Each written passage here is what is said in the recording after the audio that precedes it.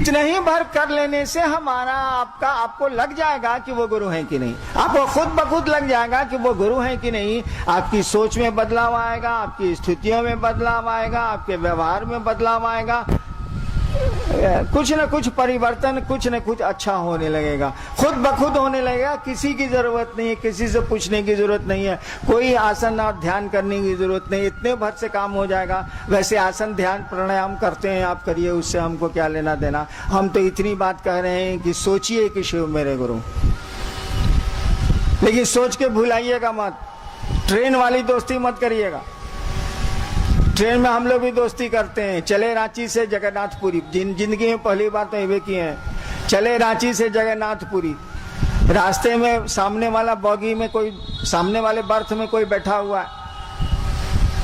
अब आप निकाले अपना टिफिन, 4 बजे रांची से ट्रेन खुलती है, यहाँ पहुंचती है सुबह, रात में खाना खेबे कीजिएगा, लेके चले हैं। अब सामने वाला चढ़ा है राउर किला में 8 बजे रात में, आप निकाले 9 बजे रोटी अपना टिफिन कैरियर, सामने वाले से कहिएगा भाई साहब खाइएगा। सामने वाला तो लैट्रिन में पढ़ लिया है कि अनजाने आदमी का कुछ मत खाओ, कहना ना हमने खाया, हे भाई साहब थोड़ा सा खाइए ना, ना हम खा के चले, भाई साहब आप खाइए। अच्छा एगो मिठाई खा लीजिए, नहीं हम खा के चले हैं, आप खाइए। इतना अपने भाई को बोलते हैं, इतना अपने सहोदर भाई को बोले हैं कभी? हम तो, हमरा एगो भाई है आईजी है, उस साले को तो हम कभी नहीं कहा खाना है तो खाओ, साला नहीं तो उठ के जाओ, उसको नहीं बोले हैं। लेकिन ट्रेन में सामने वाले कहते हैं भाई जी अच्छा रोटी नहीं खाइएगा, एगो मिठाई खा लीजिए। सोचिए, और सुबह जब यात्रा पूरी उतर गए ना, तो वो गया चूल्हे भाड़ में, हम गए चर्चा में। जा साले, कोई मतलब रहा? कोई मतलब नहीं रहा। सबके साथ यही होता है। यात्रा खत्म हुई, सह यात्री कहीं और गया, हम आप कहीं और गए, संबंध खत्म हो गया, रात भर का था। महादेव से ऐसा संबंध मत बनाइएगा, अपने गुरु से ऐसा संबंध मत बनाइएगा, उससे बनाइएगा परमानेंट, उससे बनाइएगा अस्थाई। यानी हमारा आपका मन उस शिव से जुड़ा रहे, और जब गुरु हो जाएंगे तो बाकी चीज सिखलाना उनकी जिम्मेवारी है। गुरु का काम है कि वो ज्ञान देते हैं, ज्ञान माने पूछते हैं, ज्ञान का मानी क्या होता है? हम लोग पढ़ते हैं ना किताब में, भगवान बुद्ध को सम्यक ज्ञान हुआ था बोधि वृक्ष के नीचे। इसका माने क्या हुआ कि सम्यक ज्ञान हुआ था?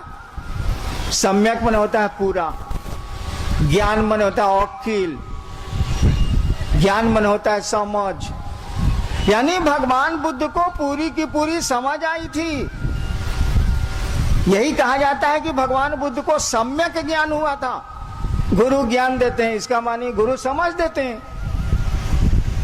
हम लोगों को समझ नहीं है, पूरी की पूरी तो नहीं है। आप यहाँ आए हैं ना, सुबह आए हैं, अब लौटिएगा। कितना सामान लेके आए? अपना पलंग लाएं, अपना खटिया लाएं, अपना तोशक लाएं, अपनी अलमारी लाएं, कुछ नहीं लेके आए। सोचे कि सुबह चलना है, शाम को लौट जाना है, कौन सी लेके जाना है भाई?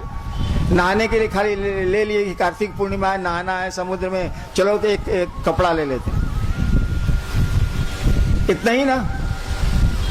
अच्छा कोई हमसे पूछे कि हिनान जी दुनिया में कितना दिन के लिए आए? ठीक है मान लिया पूरी आप 2 दिन के लिए आए, ये दुनिया में कितना दिन के लिए आए ये तो हम नहीं बता सकते। कभी भी जा सकता है कोई आदमी, हम भी कभी भी जा सकते हैं। तो अब इतना सामान कहला है हिनान जी इकट्ठा कर लिए हैं, मकानों बना रहे हैं, तो गाड़ियों रख रहे हैं, तो यो कर रहे हैं, तो वो कर रहे हैं, सोच रहे हैं कि पुतवा केने रहेगा, सोच रहे हैं कि नतिया केने रहेगा, इतना बोझा इकट्ठा कर लिए। देखिए वहां समझ नहीं काम कर रही है, पूरी आने में समझ काम कर रही है कि 2 दिन का सामान लेके चलो। आज दुनिया में कितना देर के लिए आए हैं, इसमें समझ हमारी आपकी नहीं काम कर रही है। गुरु इसी समझ को देते हैं, और जैसे जैसे गुरु इस समझ को देंगे, हाय हाय और हंगामा मन का कम हो जाएगा, मन का शोर घट जाएगा। जो हम लोग हाय हाय करते हैं, ही नहीं हुआ, वो नहीं हुआ, वो नहीं हुआ, मन समझने लगेगा जाने की जगह है यार, कितना हंगामा करना है, काम चलाओ। यहाँ कोई रहने आया है, हमारे पूर्वज भी नहीं रहे, कोई रहने आया है जो हम रहेंगे, चलो काम चलाओ यार। यहाँ क्या है, हमारा आपका घर तो नहीं है, हम सभी यहाँ यात्री हैं, कुछ दिनों के लिए आए। यही ज्ञान गुरु देते हैं, यही समझ गुरु देते हैं, और इस जीवन में बदलाव आता है। ऐसा नहीं है कि मरने के बाद गुरु बैतरणी पार कराते हैं, जी ना। इस जीवन में वो आपको जीवन के दुखों से, जीवन के संघर्ष से, जीवन की तकलीफों से मुक्त करते हैं, हटाते हैं गुरु। हम लोगों ने कहा उस शिव को अपना गुरु मानिए, बना के देखिए, सोचिए कि शिव मेरे गुरु हैं। आइए देखें कि क्या जिज्ञासा आई है। एक भाई की जिज्ञासा है कि विशिष्टता में किसी भी तरह की वर्तनाएं खान-पान आदि की क्यों नहीं लगाई जाती है। एक भाई ने पूछा है कि शिव शिष्यता में किसी तरह की वर्जना, रोक, वर्जना माने रोक, प्याज नहीं खाना है, लहसुन नहीं खाना है, ये नहीं करना है, ये नहीं करना है, सिगरेट नहीं पीना है। शिव शिष्यता में किसी तरह की वर्जना क्यों नहीं लगाई जाती है, रोकते क्यों नहीं है आप लोग? हम चर्चा के शुरू में ही आपको कह दिया था कि इस कार्यक्रम में हम लोगों में से कोई गुरु नहीं है। हम लोग शिव को अपना गुरु मानते हैं, शिव हमारे गुरु हैं। एक बात बताइए, गुरु शिष्य की परंपरा में, शिक्षक छात्र की परंपरा में कानून किसका चलेगा, लड़का का कि मास्टर का? स्कूल में कानून किसका चलेगा, लड़का का कि मास्टर साहब का? नियम किसका चलेगा, लड़का बनावेगा से कि मास्टर साहब बनावेंगे से? अगर लड़का के बनाने से कानून चलेगा तो सब स्कूल के बाहर में देखिएगा 10 से 4 खाली कबड्डी हो रहा है और मास्टर साहब कबड्डी खेल रहे हैं। क्या कि लड़के कबड्डी खेलना चाहते हैं, पढ़ना नहीं चाहते। लड़कों का स्वभाव है, नटखट होते हैं, वो क्या पढ़ेगा वो? यानी गुरु शिष्य की परंपरा में गुरु का नियम कानून चलेगा। शिक्षक और विद्यार्थी के मामले में शिक्षक का नियम कानून चलेगा, विद्यार्थी का नहीं चलेगा, नहीं तो विद्यार्थी पढ़ेगा ही नहीं। ठीक उसी तरह से गुरु शिष्य की परंपरा में गुरु के नियम चलते हैं। गुरु जो कहेंगे सो होगा, चेला कहेगा तब तो गुरु जी को लेमन जूस खिला देगा। गुरु जी कहेंगे वही होगा। और आप हमसे पहले से जानते हैं कि शिव जगत के गुरु हैं। हम लोगों के पहले से इस देश को मालूम है कि शिव जगत गुरु हैं, गुरुओं के गुरु हैं, गुराधिपति हैं, ये सब पहले से मालूम है। हम लोग कोई नई बात नहीं कह रहे। तो जगत का गुरु है ना वो। जगत में किसी एक आदमी के अंगूठे का निशान तो दूसरे से मिला ही नहीं। इस दुनिया में आपके अंगूठे का निशान संसार में किसी से नहीं मिल सकता। मेरे कहने का अर्थ हुआ, हर एक आदमी की सोच, प्रवृत्ति, प्रकृति अलग अलग है, होनी है। अब समुद्र के टापू में रहने वाले लोग अगर खोजें कि पालक साग हमको खूब मिले, बेचारे को कहां से मिलेगा? अब समुद्र के जहाज या हवाई जहाज से सब्जियां जाएंगी तभी ना, कहां से मिलेगा? उसके बच्चे क्या खाएंगे, उसका परिवार कैसे पलेगा? उसको समुद्र पे तो भरोसा करना ही होगा, समुद्र की मछलियों और जानवरों पर उसको पेट पालना ही होगा, अपना रोजगार उस पर खड़ा करना ही होगा। क्या करेगा वो? आपने नहीं देखा होगा, जब बाढ़ आती है, देखा ही होगा, यहाँ भी तो तूफान आता ही है। जब तूफान आता है या बाढ़ आती है बिहार झारखंड के राज्यों में, मैं तो वहाँ प्रशासन में रहा हूँ, लोग रेलवे लाइन पर चले जाते हैं, कुछ खाने को नहीं, सरकार की राहत में तो देर लगती है, लोग रेलवे लाइन पर चले जाते हैं और उसी पानी से मछलियों को मारते हैं, आग में भूंजते हैं, अपने भी खाते हैं, बच्चे और पत्नी को भी खिला के 2-3 दिन तक तो उनको ऐसा करना ही पड़ेगा। कुछ तो मिलेगा नहीं, चारों बगल पानी है। बताइए अब महादेव किसको रोकेगा? कोई पानी पे जिंदा है, कोई घास पे जिंदा है, कोई कैसे है, कोई कैसे है, सबकी सोच अलग अलग है। इसीलिए कोई नियम वो लगा ही नहीं सकता, कोई वर्जना वो डाल ही नहीं सकता, सबको छूट देनी ही उसको पड़ेगी कि सब लोग आओ, कोई दिक्कत नहीं है। कहा कि एक को रोकेगा, जहां एक को रोकेगा, जहां एक नियम बनाया सब रुक जाएगा, बहुत सारे लोग रुक जाएंगे। बना ही नहीं सकता कोई भी संसार का जगत गुरु, कोई रूल बना ही नहीं सकता। वास्तव में तो शिव ही जगत के गुरु हैं, ईश्वर हैं, ईश्वर का नाम है शिव। इसीलिए कोई वर्जना शिव शिष्यता में लागू नहीं की गई है। लागू गुरु न करेगा, चेला कैसे लागू करे? चेला को तो अधिकार नहीं है। और वो जगत का गुरु है, जगत में तो एक अंगूठे का निशान दूसरे का मिला ही नहीं। ये आप जो सोचते हैं आपका बेटा वह नहीं सोचता, आपकी माँ वह नहीं सोचती, आपके पिता वह नहीं सोचते। सबकी सोच अलग अलग है, सबका चाव, सबकी अभिरुचि, सबकी इच्छाएं अलग अलग होती हैं, सब अलग अलग है। शिव किसको रोकेगा? वो तो सबका है, वो सबका हो या नहीं हो उसके तो सभी हैं। चलिए, शिव शरीर में नहीं है, गुरु मानने के बाद ज्ञान कैसे मिलेगा? एक भाई की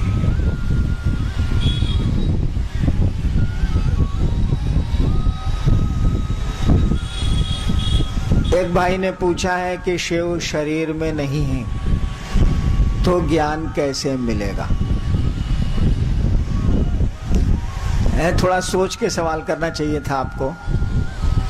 धरती पर बहुत सारे गुरु नहीं है, शरीरधारी बहुत सारे गुरु नहीं है। भगवान बुद्ध नहीं है, भगवान रजनीश नहीं है, बहुत सारे गुरु हैं जो अब शरीर में नहीं है। कितना नाम गिनाए। और आज भी वो गुरु हैं और लोग उनके शिष्य बन रहे हैं और शिष्य हैं। गुरु को शरीर से कुछ लेना देना नहीं।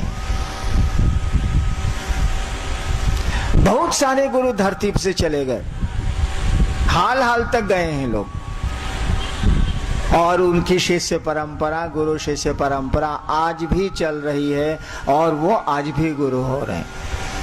इसी से सोच लेना चाहिए कि शिव का शरीर में होना तो कोई अर्थ ही नहीं रखता। दूसरा, शिव बिना शरीर के हमको आपको धन धान्य संतान सुख पद प्रतिष्ठा देती। हमने कहा तभी ये लंबा सिलसिला कई हजार वर्षों से चल रहा। देती तो ज्ञान नहीं दे सकते भाई साहब। मैंने वो पैसा दे सकता, बेटा दे सकता, बीमारी से दूर कर सकता है, उसके महामृत्युंजय मंत्र के जप से रोग हटाए जा सकते हैं, जैसा चलता है हटाए जा सकते हैं। तो बिना शरीर के वो सब दे सकता, लेकिन अकिलवा बिना शरीर के नहीं दे सकता। नहीं तो पैसवा कैसे देता है? मनी ऑर्डर करता है कैलाश से। कहा भाई जी वो दे सकता है। जिस तरह से वो धन देता है आपको ज्ञान भी दे सकता है। आप लेना नहीं चाहते, धन और ज्ञान में यही अंतर है। धन का बंटवारा हो सकता है लेकिन ज्ञान का बंटवारा नहीं हो सकता। जब तक कि कोई ज्ञान लेने की इच्छा नहीं रखे, ज्ञान लेना नहीं चाहे। इसीलिए गुरु का कहा जाता है कि गुरु का शरीर में होना आवश्यक नहीं, जरूरी नहीं। और कितने गुरु गए धरती से, आज भी गुरु हैं वो। कितने गुरु चले गए, शरीर में नहीं है तब भी हैं गुरु। अब नाम हमसे कहला लिवाइएगा, लेकिन आप जरा सा सोचिएगा तो आपको लगेगा कि ये लोग तो शरीर में नहीं हैं और उनकी शिष्य परंपरा चल। एक भाई की जिज्ञासा है कि कहा जाता है कि मोक्ष उन्नत गुरु के पास, शिव को गुरु मानने के बाद दया मांगने के लिए कहा जाता है। कृपा और दया में क्या है? कुछ नहीं, शब्द का अंतर है। कृपा और दया में थोड़ा सा अंतर है बस।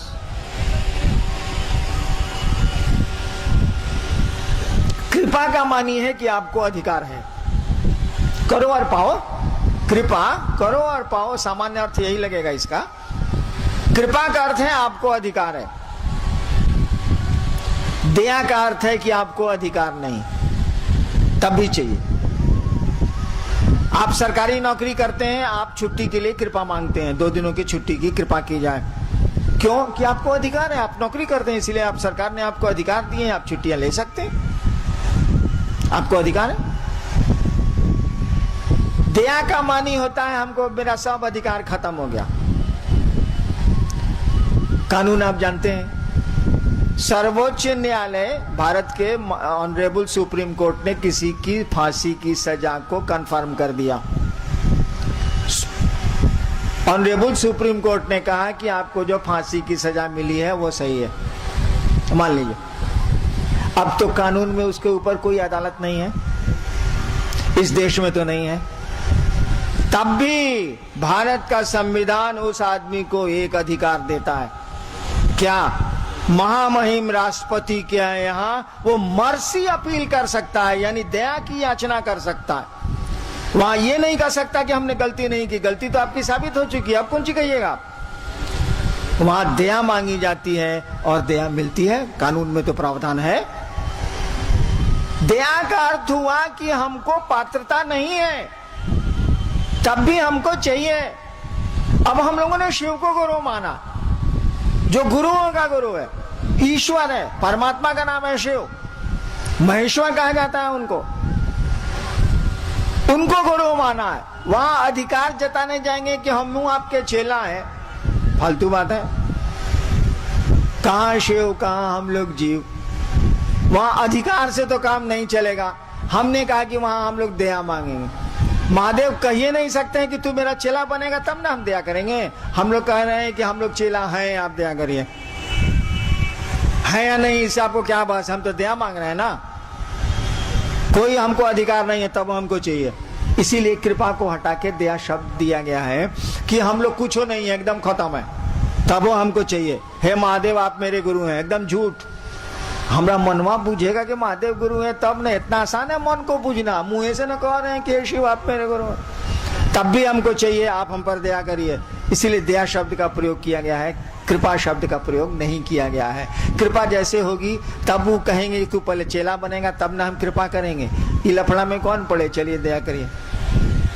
एक भाई की जिज्ञासा है कि जो व्यक्ति शरीरधारी गुरु को अपना गुरु बनाए, क्या वे लोग इनको गुरु बना सकते हैं? एक भाई ने पूछा है कि जो व्यक्ति शरीरधारी गुरु को गुरु बनाए हैं, क्या वो शिव को अपना गुरु बना सकते? क्यों नहीं बना सकते भाई? वो गुरुओं का गुरु है, वो जगत गुरु है, ईश्वर है, उनका नाम है शिव। मैंने प्राइमरी में पढ़िएगा, कॉलेज में घुस में नहीं कीजिएगा भाई जी, मिडिल में नहीं जाइएगा। 5वां से 7वां 8वां 9वां 10वां 11वां उसके बाद कॉलेज, ऊपर नहीं चढ़िएगा। शिव को बड़ी आसानी से गुरु माना जा सकता है, कभी भी गुरु माना जा सकता है। हमारे तो 14 गुरु थे, तब मैंने शिव को गुरु माना 1974 में। चलिए।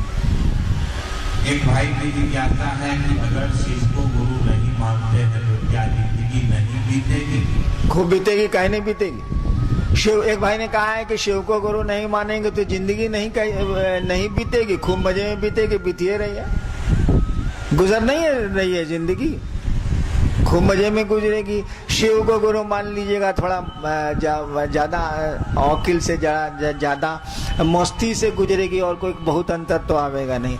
ऐसे रो रो के गुजरेगा, करने का चांस ज्यादा रहेगा। शिव गुरु होंगे तो दुख तकलीफ तो आएगी, लेकिन करने का चांस कम हो जाएगा, इतना ही भर का अंतर आएगा। शिव गुरु नहीं होंगे तो जिंदा नहीं रहेंगे, हम लोग जिंदा हिले हैं साला। यहाँ तो आदमी आता है जाता है साला, तो नियम चलाइए। लेकिन आप शिव को गुरु मानिएगा तो जीवन सुंदर हो जाएगा, जिंदगी में फूल खिलने लगेंगे, अच्छा लगेगा। और कोई मेहनत नहीं हो जिस काम में, उस काम को करना चाहिए जिससे लाभ हो, जिससे समझ आए, ज्ञान आए। और बिना ज्ञान के तो संसार में भी कोई काम नहीं हो सकता। संसार के बाहर तो और मुश्किल है, संसार में भी कोई काम नहीं हो सकता। इसीलिए गुरु के पास तो आपको जाना ही चाहिए। लड़का पढ़ेगा नहीं तो करेगा क्या भाई? हमको आपको शिव को गुरु बनाना चाहिए। एक भाई की जिज्ञासा है कि भाई बहन कहते हैं कि नमः शिवाय से पाप करता है, ये कैसे पता चलेगा कि मेरा पाप कर रहा है? देखिए, पाप पुण्य कुछ होता नहीं, न पाप कटता है न पुण्य आता है। शिव को गुरु मानिए, वो गुरु आपको समझ दे देगा। आप समझ जाइएगा कि न पाप कटता है न पुण्य जमा होता है, ऐसे ही सब चलता है। पाप पुण्य के फेरा में मत पड़िए, हम तो बिल्कुल नहीं पढ़ते हैं। आपको भी राय देंगे कि सब फेरा में मत पड़िए, जो ठीक लगता है, जो समाज के लिए ठीक हो, जो गुरु कहते हैं उसको करिए, बाकी छोड़िए क्या होता है क्या नहीं होता है, कितना माथा खराब करिए। चलिए, जिज्ञासा खत्म, छोड़ दी। इस पावन स्थल जगन्नाथपुरी में शिव गुरु महोत्सव का आयोजन, आप बैठे रहेंगे, अभी 5 मिनट और कार्यक्रम चलेगा, आप बैठे रहेंगे। आयोजन मैंने पहले भी कहा कि हमारा सौभाग्य कि इस आयोजन में हमको आने का, शामिल होने का सौभाग्य मिला।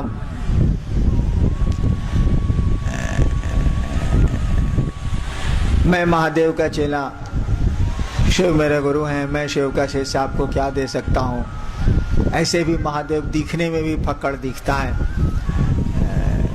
लेकिन अपने गुरु महादेव से, अपने गुरु शिव से ये प्रार्थना करता हूँ कि आपका जीवन शिवमय हो, सुखमय हो, आपके दुख दर्द थोड़े कम हो, और यही अनधिकार, बिना अधिकार के ये आशीर्वाद देना चाहता हूँ कि आप सचमुच में शिव के शिष्य बने। शिव जैसा हमारा आपका आचरण हो, जिसके गले में सांप भी रहता है और चूहा भी जिसकी मूर्ति में रहता है, और बड़े इत्मीनान से दोनों रहते हैं, जबकि सांप चूहे को खाता है। शिव आपके गुरु हो, शिव जैसा आपका जीवन हो, शिवमय हो, यही प्रार्थना अपने गुरु से करता हूँ और अनधिकार यही आशीर्वाद देना चाहता हूँ। आप सबों को मेरा प्रणाम, आप मेरा प्रणाम स्वीकार करिए।